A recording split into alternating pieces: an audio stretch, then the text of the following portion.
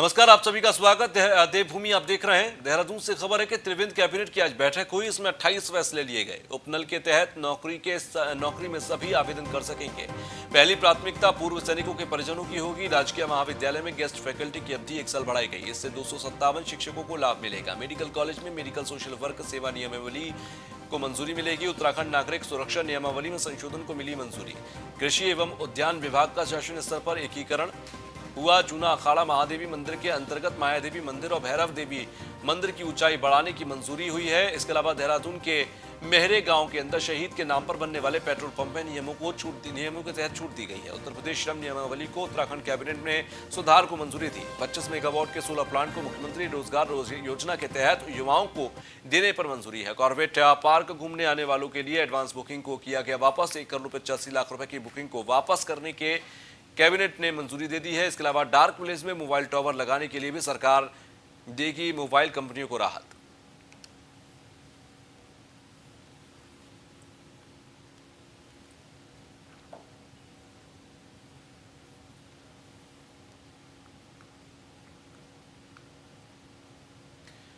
तो राजकीय महाविद्यालय में गेस्ट फैकल्टी की अवधि 1 साल बढ़ाने की भी बात की गई है। इसके अलावा 28 कुल मिलाकर ये फैसले थे जो कि आज लिए गए हैं। त्रिवेंद्र कैबिनेट की बैठक में 28 फैसले हुए।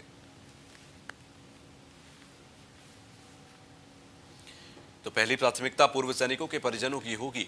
इस बात को कहा गया। जूना अखाड़ा महादेवी मंदिर के अंतर्गत माया देवी मंदिर और भैरव देवी मंदिर की ऊंचाई भी बढ़ाई जाएगी। इसको लेकर भी एक प्रस्ताव पास हुआ है।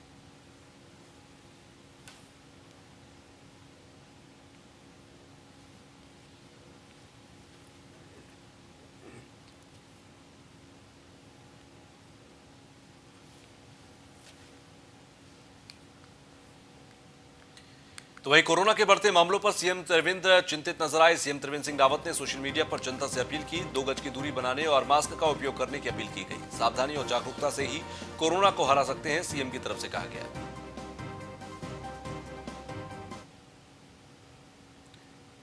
तो 2 गज की दूरी है जरूरी, इसका जिक्र किया गया। मास्क पहनना जरूरी है, इसका जिक्र किया गया। तो ये सावधानी जरूरी है। कोरोना के बढ़ते मामलों को लेकर सीएम त्रिवेंद्र चिंतित नजर आए।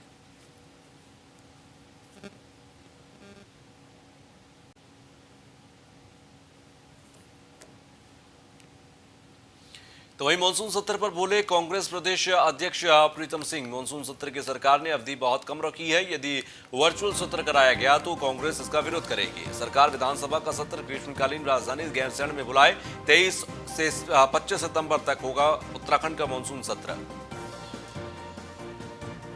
तो कांग्रेस इसका विरोध करेगी अगर यहां वर्चुअल सत्र बुलाया गया। 23 से 25 सितंबर तक होगा उत्तराखंड का मानसून सत्र। बहुत कम समय अवधि का रखा गया है सत्र। सरकार द्वारा विधानसभा अध्यक्ष जी द्वारा विधानसभा का सत्र आहूत किया गया है। पहले तो जो सत्र की अवधि है वो बहुत कम है, मात्र 3 दिन की अवधि है। और इतनी कम अवधि में जो प्रदेश की ज्वलंत समस्याएं हैं उसको सदन में उठा पाना संभव नहीं है। लेकिन उसके बाद जो है अब इस बात हो रही है कि वर्चुअल जो है विधानसभा आहूत की जाए। मैं समझता हूँ ये कदापि जो है उचित नहीं है और इस निर्णय का कांग्रेस जो है विरोध करती है। और हम सरकार से कहना चाहते हैं, हम विधानसभा अध्यक्ष जी से भी आग्रह करना चाहते हैं। तो वही खबर मसूरी से, जहां पर कांग्रेस के पूर्व विधायक जोत सिंह गुनसोला और उत्तराखंड कांग्रेस प्रदेश महामंत्री मनमोहन सिंह मल्ल ने प्रदेश की त्रिवेंद्र रावत सरकार पर निशाना साधा। कांग्रेस के पूर्व विधायक जोत सिंह गुनसोला ने कहा कि पिछले 3.5 साल के सीएम त्रिवेंद्र सिंह रावत के नेतृत्व में चल रही सरकार ने प्रदेश और आम जनता के लिए कुछ नहीं किया। न ही भाजपा के विधायक की तरफ से कोई काम किए गए, जिसे लेकर अब विधायक अधिकारियों से अपनी नाराजगी की बात कर रहे हैं।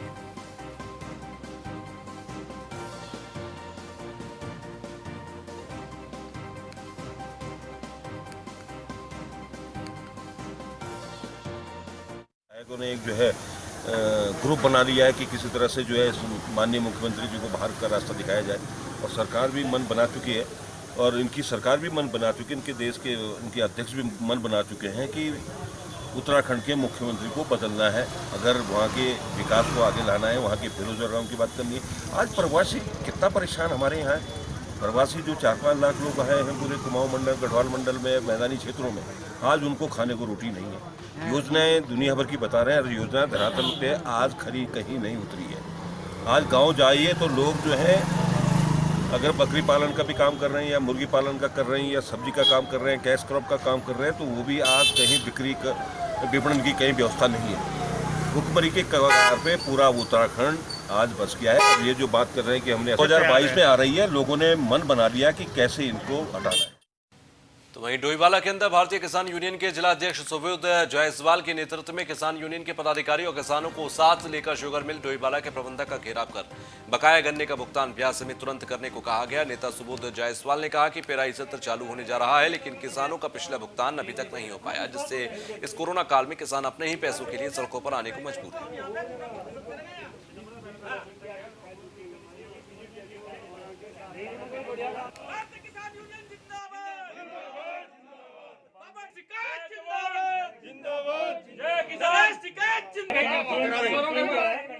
आज डोईवाला शुगर मिल का सभी किसानों ने भारतीय किसान यूनियन के तत्वावधान के अंदर मिल प्रबंधक का घेराव किया।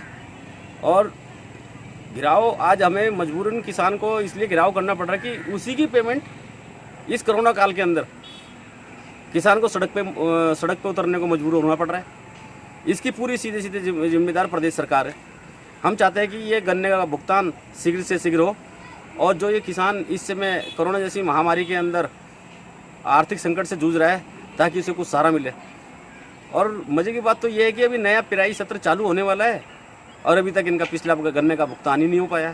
तो हम ये सरकार से ये चाहते थे और प्रबंधक से ये मांगे कि जल्दी से जल्दी इसका जितना जल्दी भुगतान हो जाए उतना ही किसानों के हित में रहेगा और सरकार के लिए भी अच्छी बात रहेगी।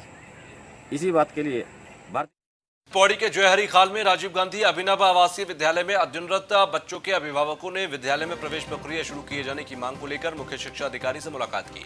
अभिभावकों ने बताया कि अब छात्रों का भविष्य राजनीति की भेंट चढ़ रहा है। कांग्रेस और बीजेपी के बीच का युद्ध का खामियाजा बच्चों को भुगतना पड़ेगा। उन्होंने बताया कि कांग्रेस सरकार के समय में इस विद्यालय को बनाया गया था, लेकिन अब बीजेपी की सरकार इसकी अनदेखी कर रही है। अगर जल्द बच्चों को प्रवेश नहीं दिया जाता है तो उसके लिए भूख हड़ताल पर बैठेंगे।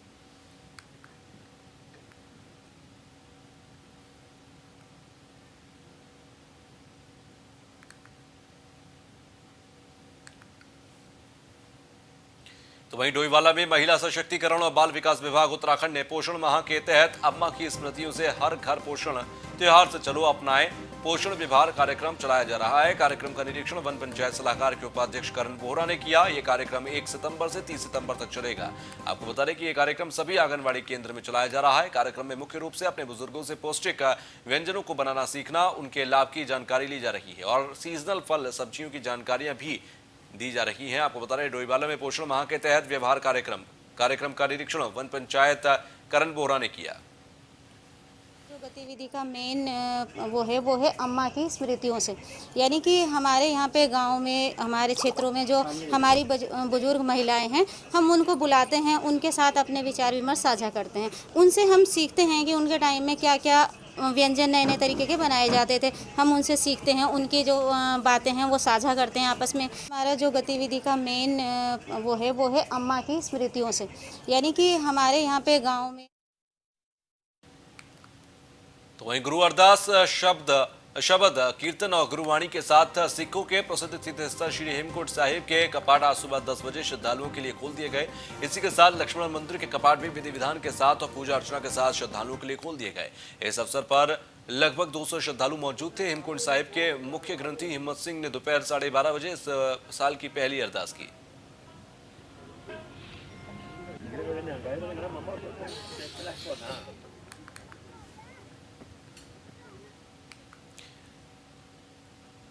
तो वहीं हरिद्वार में अगले साल आयोजित होने वाले कुंभ मेले के सफल आयोजन को लेकर उत्तराखंड गढ़वाल आयुक्त रविनाथ रमन ने हरिद्वार पहुंचकर कुंभ मेले को लेकर चल रहे सभी कार्यों का निरीक्षण किया। गढ़वाल आयुक्त के निरीक्षण के दौरान कुंभ मेला अधिकारी दीपक रावत, हरिद्वार जिलाधिकारी श्री रविशंकर समेत तमाम विभागीय अधिकारी मौके पर मौजूद रहे। निरीक्षण के दौरान जहां गढ़वाल आयुक्त ने कुंभ मेले के कार्यों की गति का आकलन किया, तो वहीं गढ़वाल आयुक्त ने कुंभ मेले के सभी कार्यों का दिसंबर महीने तक पूरा करने की उम्मीद जताई है। इसका मेन पर्पज़ ये है कि अभी जो प्रोग्रेस है उसको आकलन उसका करना है, क्योंकि आप जानते हैं जैसे कोरोना वायरस पेंडेमिक हुआ था उससे लगभग 2 से ढाई महीने का जो टाइम है, बहुत क्रूशियल टाइम था कार्य करने का, वो लूज़ हुआ है। निश्चित ही वर्क के जो स्पीड है उसमें थोड़ा सा आया है, लेकिन काफ़ी इसमें फिर भी प्रोग्रेस बहुत अच्छी है। और जैसे जो वर्क्स जिनके तो उत्तराखंड के कैबिनेट मंत्री धन सिंह रावत औचक निरीक्षण के लिए हरिद्वार पहुंचे और हरिद्वार के उत्तराखंड भंडार गृह पहुंचकर भंडार गृह का औचक निरीक्षण किया। सहकारिता मंत्री के औचक निरीक्षण से भंडार गृह में मौजूद अधिकारियों और कर्मचारियों में हड़कंप मच गया। अपने इस औचक निरीक्षण के दौरान सहकारिता मंत्री ने भंडार गृह की सभी व्यवस्थाओं को सही पाया। इस दौरान मंत्री ने केंद्र की मोदी सरकार और उत्तराखंड की त्रिवेंद्र रावत सरकार की जमकर तारीफ की। पहली बार किसानों की आय दुगनी करने की सरकार ने बहुत बड़े बड़े कदम उठाए और हम दीनदयाल उपाध्याय किसान कल्याण योजना में 1 लाख रुपए, 3 लाख रुपए और 5 लाख रुपए एक किसानों को 0% पे दे रहे हैं। जो उत्तराखंड में प्रवासी लोग आ रखे हैं उनको भी हम 0% में दे रहे हैं। और इतना ही नहीं, हमारी सरकार के द्वारा किसानों के लिए उनकी आय दुगनी करने के लिए एक उत्तराखंड भंडार निगम की स्थापना भी की गई है। तो देहरादून से खबर, जहां पर प्रदेश सरकार पर कांग्रेस ने निशाना साधते हुए कहा कि कांग्रेस प्रदेश उपाध्यक्ष सूर्यकांत धस्माना ने यह कहा कि सरकार देरी से उठा रही है कदम, पहले निजी अस्पतालों में व्यवस्था करनी चाहिए थी। कोविड अस्पतालों में नए मरीजों के लिए जगह नहीं है। सरकार ने निजी अस्पतालों में कोविड के इलाज के रेट भी काफी महंगे कर दिए हैं। बढ़ने से सारे अस्पताल फुल हो चुके हैं। कोविड डेडिकेटेड हॉस्पिटल, चाहे वो दून अस्पताल हो चाहे एम्स हो, वहाँ जगह नहीं है। और सरकार की सबसे बड़ी खामी ये है कि हम शुरू से कह रहे थे तैयारी करिए, जितने निजी अस्पताल हैं उनमें एक कोटा फिक्स करिए, जितने निजी मेडिकल कॉलेज हैं उनमें कोटा फिक्स करिए। अब जब संक्रमण 21,000 पार चला गया, अस्पतालों में बेड खत्म हो गए, तब सरकार कह रही है कि NABH और नॉन NABH और जो रेट तय करें हैं, आप सुनकर के हैरान हो जाएंगे।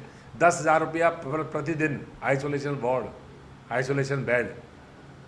अगर ICU चाहिए तो 15,000 रुपये प्रतिदिन, अगर गंभीर बीमार है तो 18,000 रुपये प्रतिदिन। तो वही विधानसभा का मानसून सत्र होगा 23 सितंबर से शुरू। मानसून सत्र को लेकर जोरों से चल रही हैं तैयारियां। सत्र को लेकर सबसे बड़ी चुनौती सोशल डिस्टेंसिंग का पालन कराना है। विधानसभा के मंडप में कुल 70 विधायकों के बैठने की सीटें हैं। एक सीट का कैप देकर बिठाया गया तो 70 विधायक नहीं बैठ सकते। इस समस्या के मद्देनजर वर्चुअल सत्र जैसे विकल्पों पर भी विचार किया जा रहा है। स्पीकर प्रेमचंद अग्रवाल ने तैयारियों को लेकर निरीक्षण किया और अफसरों से बात की। देखिए, सत्र के दौरान किस प्रकार से हमारा ये सत्र ठीक से संपन्न हो, जिस प्रकार का ये वैश्विक महामारी हमारे सामने है, हर पहलू में हम लोग विचार कर रहे हैं। वर्चुअल पे भी हम विचार कर रहे हैं। सोशल डिस्टेंसिंग का तो पालन होगा ही, सैनिटाइज़र भी हम वहाँ रखेंगे भी, यहाँ भी करेंगे। रैपिड टेस्ट, दूसरे टेस्ट कराने की भी हम विचार कर रहे हैं। यानी कुल मिला के सोशल डिस्टेंसिंग और सारे विषय को जो मानक हैं इस समय और सभी का पालन करते हुए हमारा सत्र ठीक ठाक संपन्न हो, उसको लेके हम लोग पूरे हर पहलू पर विचार करते हैं। सर, वर्चुअल में किस तरह की प्लानिंग है अगर होता है इन केस?